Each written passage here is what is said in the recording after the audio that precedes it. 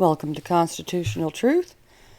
I'm your host, Shar, and today we're going to talk about the latest from our DC overlords, the princes and princesses, the lords and ladies, the dukes and duchesses of the Congress, the Senate, and the House. Yes. Her Royal Highness, Senator Dianne Feinstein, and His Royal Highness, Congressman David Cicilline, on Thursday, March 11th, introduced the assault weapons ban. Ooh.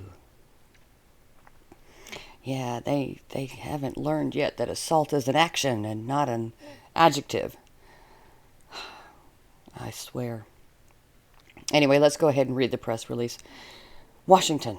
Senator Dianne Feinstein, D., California, and Congressman David N. Cicilline, D., Rhode Island, today introduced the assault weapons ban. Ooh, scary! An updated bill to ban the sale, transfer, manufacture, and importation of military-style assault weapons and high-capacity ammunition magazines, like were used in the massacre in Dayton, Ohio, where the shooter had a 100-round magazine attached to an assault rifle. It's so ironic that they bring up the Dayton, Ohio shooting because they haven't figured out yet. They haven't quite come to terms with the fact that the Dayton shooter had very close ties and leanings with Antifa. Yeah, that's all right. We won't tell them. Anyway, it's been 17 years since the original assault weapons ban expired, and the plague of gun violence continues to grow in this country, said Senator Feinstein. To be clear, this bill saves lives. When it was in place from 1994 to 2004, gun massacres declined by 37% compared with the decade before. Should we tell her that that was probably the same time that we had the big old nasty bill that her president put it? No, we won't tell her that. After the ban expired, the number of massacres rose by 183%. Should we tell her that the way they count gun massacres is... No, we won't tell her that either.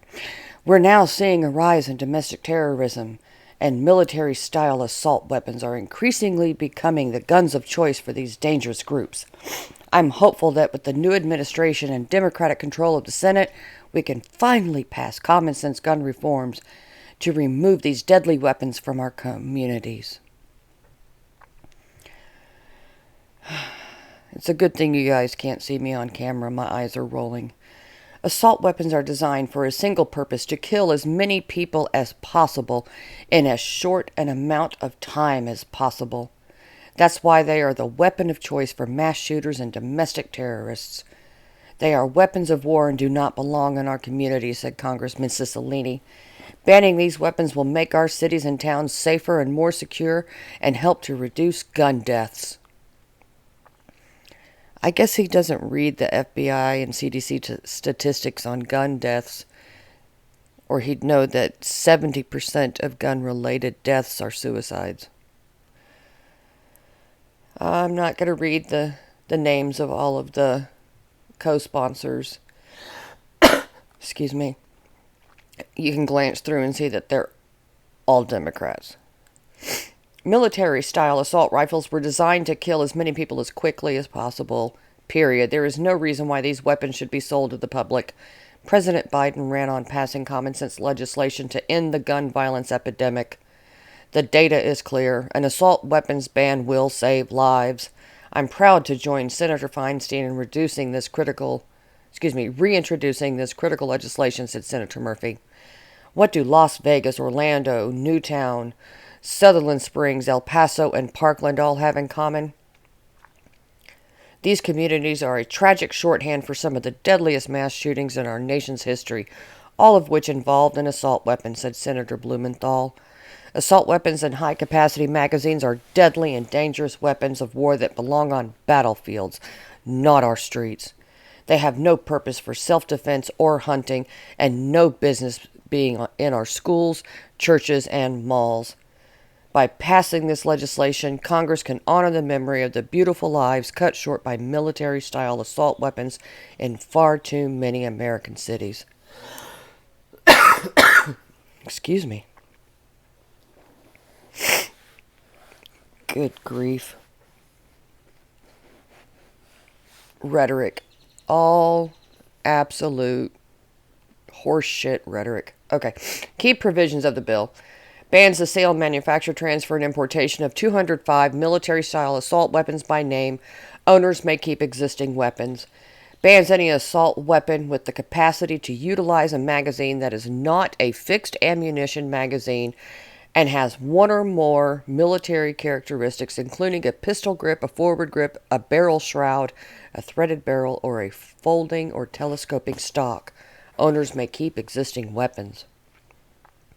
Bans magazines and other ammunition feeding devices that hold more than 10 rounds of ammunition, which allow shooters to quickly fire many rounds without needing to reload. Owners may keep existing magazines. Requires a background check on any future sale, trade, or gifting of an assault weapon covered by the bill. Requires that grandfathered assault weapons are stored using a secure gun storage or safety device like a trigger lock. Prohibits the transfer of high-capacity ammunition magazines. Bans bump fire stocks and other devices that allow semi-automatic weapons to fire at fully automatic rates. Exemptions to bill. The bill exempts by name more than 2,200 guns for hunting, household defense, or recreational purposes. The bill includes a grandfather clause that exempts all weapons lawfully possessed at the date of enactment. Well, this is Feinstein's presser. Here is Cicilline's. As I said, it's pretty much the same as Feinstein's. Okay. Here is the bill. As you see here, it has not been numbered yet. It hasn't been officially filed. But you know it will be. It's not on congress.gov as of yet. And it's 125 pages. Nearly 100 of the pages are naming the 2,200. Is that what it was? 2,200? Yeah, 2,200 guns. Yeah, nearly 100 of the pages is the naming of the 2,200 guns that are exempted for ownership. And then here is an article by Reason, or published in Reason, written by Jacob Sullum. He wrote it on the 12th, that he goes over. I will link this. I'll link all of this in the description. Okay? But I went on ahead and put together a PowerPoint that I would like to go over with everybody. It goes over the bill.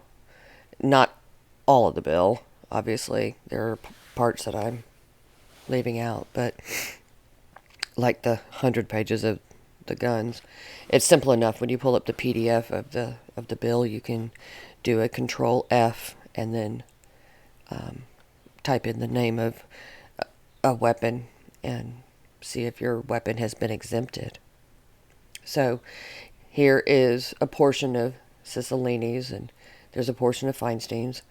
And then we start off at the top where it begins by amending 18 U.S.C. Section 921.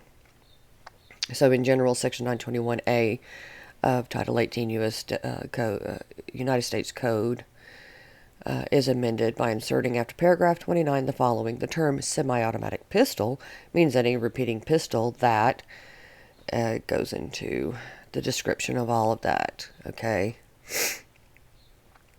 The term semi-automatic shotgun means any repeating shotgun that, and explains how that works. Okay. The term semi-automatic assault weapon means any of the following, regardless of country of manufacturer or caliber of ammunition accepted. a semi-automatic rifle that has the capacity to utilize a magazine that is not a fixed magazine and does not have any of the following: a pistol grip, a forward grip, a folding, telescoping, or detachable stock, or is otherwise foldable or adjustable in a manner that operates to reduce the length, size, or any other dimension, or otherwise enhances the concealability of the weapon, a grenade launcher, a barrel shroud, a threaded barrel. A semi-automatic rifle that has a fixed magazine with the capacity to accept more than 10 rounds, except for an attached tubular device designed to accept and capable of operating only with .22 caliber rimfire ammunition. Any part, combination of parts, component, device, attachment, or accessory that is designed or functions to accelerate the rate of fire of a semi-automatic firearm, but not convert the semi-automatic firearm into a machine gun. Bomb stocks. Mind you, they've already been banned, but, anything else. I guess our belts are banned now. Whatever. A semi-automatic pistol that has the capacity to utilize a magazine that is not a fixed magazine and does have any one of the following: threaded barrel, a second pistol grip, a barrel shroud, capacity to accept a detachable magazine at some location outside of the pistol grip, semi-automatic version of an automatic firearm, manufactured weight of 50 ounces or more when unloaded, stabilizing brace or similar component, a semi-automatic pistol with a fixed magazine that has the capacity to accept more than 10 rounds. A semi-automatic shotgun that does not have a fixed magazine does have any one of the following: a folding, telescoping, or detachable stock, a pistol grip or a bird's head grip, a fixed magazine with the capacity to accept more than 5 rounds, the ability to accept a detachable magazine, a forward grip, a grenade launcher. They really don't like us having grenade launchers, do they? Any shotgun with a revolving cylinder. Man! All of the following rifles, copies, duplicates, variants, or altered facsimiles with the capability of any such weapon thereof. And this is where it gets into that 205. And it really is too many to list in this video, and I wasn't going to make 11 million pages, but it is pages 5 through 13 of the bill. So it's basically every conceivable brand of Armalite and, all of the different kinds of shotguns that are described and all the different handguns that are described and so on and so forth. So, but it goes into detail. But you can go to pages 5 through 13. All belt-fed semi-automatic firearms, including TNW, M2HB, and FN M2495. Any combination of parts from which a firearm described in subparagraphs A through K can be assembled. The frame or receiver of a rifle or shotgun described in subparagraph A, B, C, F, G, H, J, or K. The term large capacity ammunition feeding device means a magazine, belt, drum, feed strip, or similar device, including any such device joined or coupled with another in any manner that has an overall capacity of, or that can be readily restored, changed, or converted to accept more than 10 rounds of ammunition, and does not include an attached tubular device. Okay, so the 22 cal rimfire. And then it goes into definitions of words from pages 14 through 16.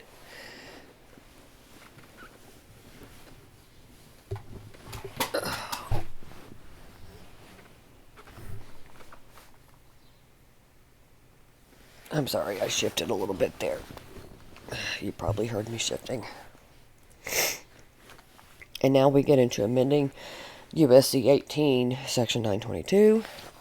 In general, Section 922 of Title 18 United States Code is amended by inserting after subsection U the following: it shall be unlawful for a person to import, sell, manufacture, transfer, or possess, in or affecting interstate or foreign commerce, a semi-automatic assault weapon. Paragraph 1 shall not apply to the possession, sale, or transfer of any semi-automatic assault weapon otherwise lawfully possessed under federal law on the date of enactment of the assault weapons ban of 2021. Paragraph 1 shall not apply to any firearm that, is manually operated by bolt, pump, lever, or slide action, has been rendered permanently inoperable, or is an antique firearm as defined in Section 921 of this title. Thank you, Congress. May we have more permissions? Feeling like a peasant yet?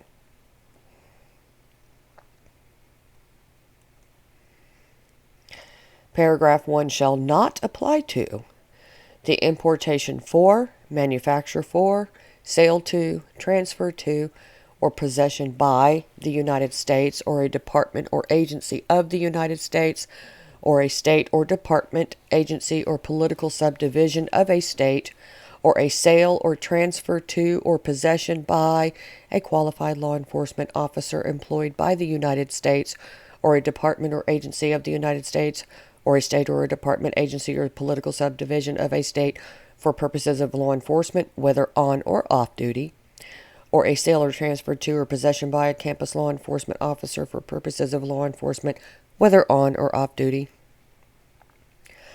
The importation for or sale or transfer to a licensee under Title I of the Atomic Energy Act of 1954 for purposes of establishing and maintaining an on-site physical protection system and security organization required by federal law, or possession by an employee or contractor of such licensee on site for such purposes, or off-site for purposes of licensee authorized training or transportation of nuclear materials.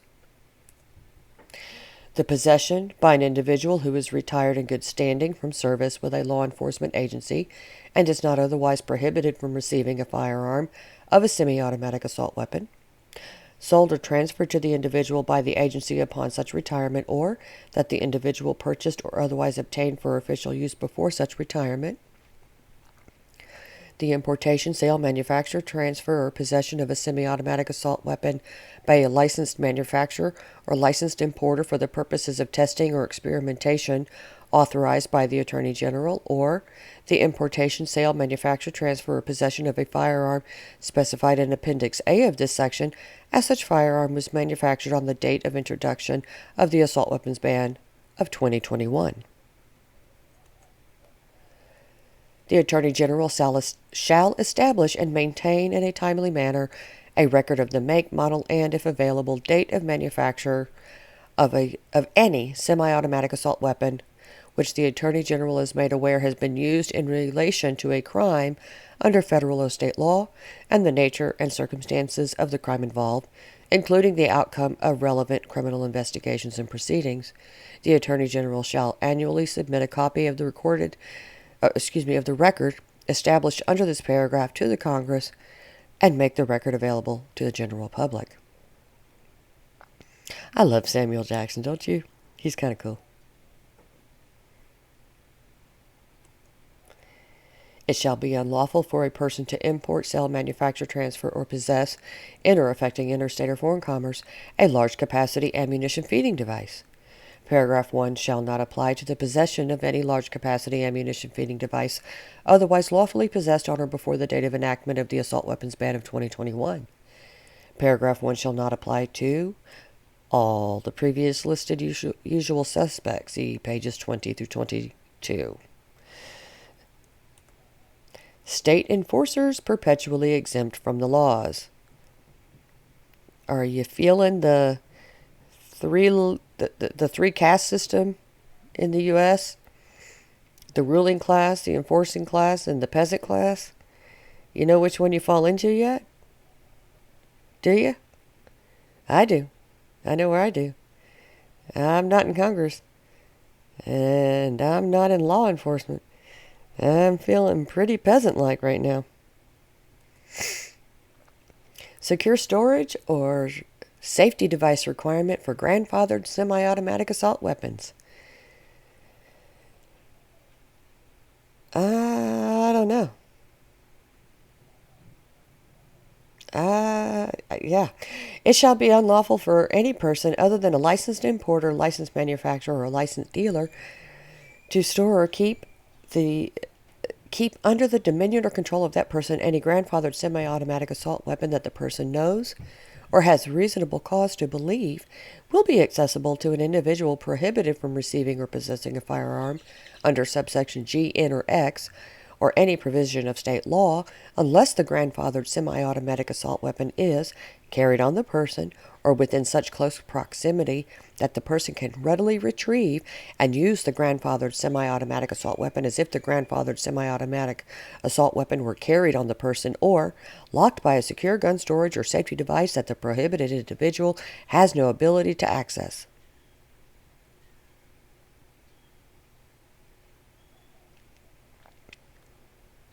Lock 'em up, boys and girls. Keep 'em locked up. Pardon me. Now we get into the part where they are amending 18 U.S.C. Section 923. Identification markings for semi-automatic assault weapons. Section 923I of Title 18 United States Code is amended by adding at the end the following. The serial number of any semi-automatic assault weapon manufactured after the date of enactment of the assault weapons ban of 2021 shall clearly show the date on which the weapon was manufactured or made, legibly and conspicuously engraved or cast on the weapon, and such other identification as the Attorney General shall by regulations prescribe. Identification markings for large-capacity ammunition feeding devices. Section 923I of Title 18 United States Code, as amended by this Act, is amended by adding at the end the following.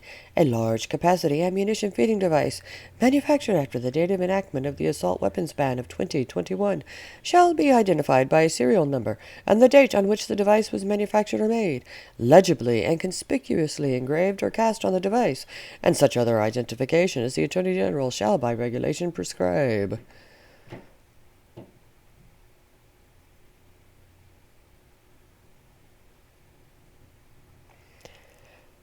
Can you imagine on these 20 and 30 and 40 and 50 and the deadly 100 round magazines that they're going to have, the serial number and the date of manufacturer and a disclaimer on it that says possession of this magazine by anyone without a license is strictly prohibited by federal statute, or some other kind of bullshit.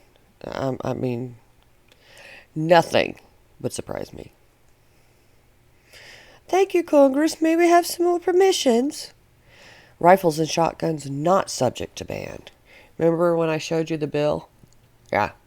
The very, very long list of guns not subject to ban begins on page 25 and goes to page 121.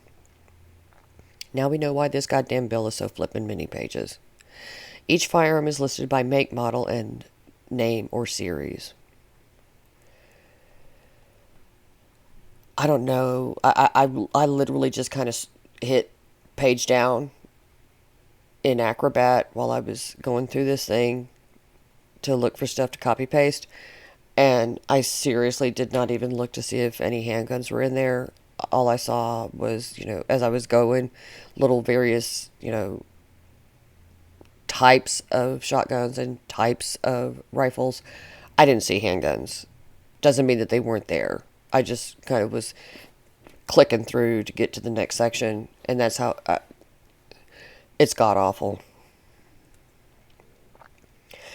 Now we go back to 18 U.S.C. Section 922, another amending, but this is with regard to transfers, as if we don't already have two bills that passed regarding transfers or enhanced background checks. Section 5, background checks for transfers of grandfathered semi-automatic assault weapons. Section 922 of Title 18 U.S. Code is amended by this Act. It repeals subsection S, redesignates subsection T as subsection S, and then goes through and does this, that, and the other. I'm just going to skip to the next. So in this subsection, the term chief law enforcement officer means chief of police, sheriff, or equivalent or designee. beginning on the date that is 90 days after the date of enactment of the assault weapons ban. It shall be unlawful for any person who is not licensed under this chapter, in other words, an FFL, to transfer a grandfathered semi-automatic assault weapon to any other person. Okay, wait, I'm going to stop here for a minute. Semi-automatic assault weapon. So, what if it's an automatic assault weapon? Or a bolt-action assault weapon?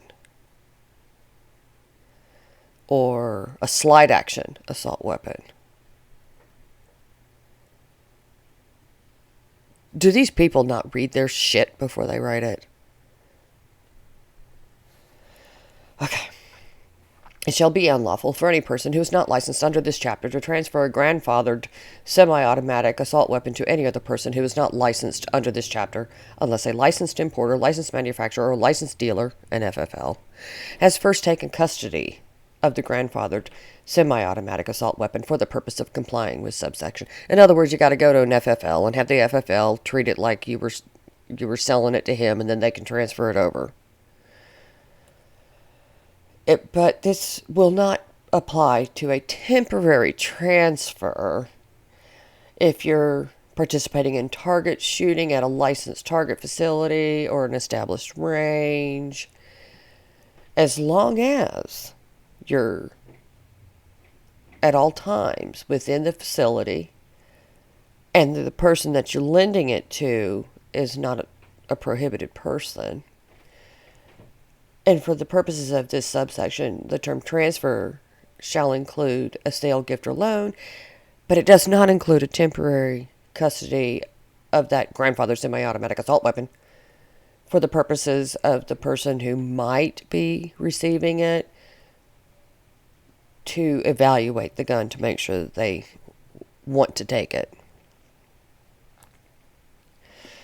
Thank you for watching.